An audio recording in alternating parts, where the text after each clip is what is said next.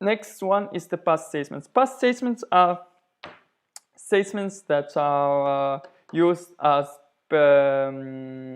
placeholders. We can do it for the while.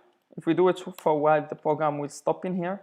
Like, okay, I have to stop my whole program so I can do something, so we have to stop it.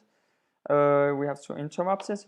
They can also be placeholders for classes. If we will see the concepts of class later on. It's like you want, it's an empty class, you want to just save, you have an idea about implementing a class and you don't want to do it now, so you just save the place for it and you say pass. And it's the same thing for a function that we will see just after this course, and it will be after this video it will be about functions.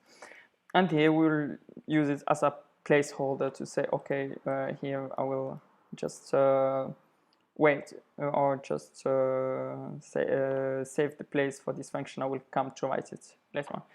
So thank you for watching this video, and hope you understood. If you have any questions, just leave them in the comments.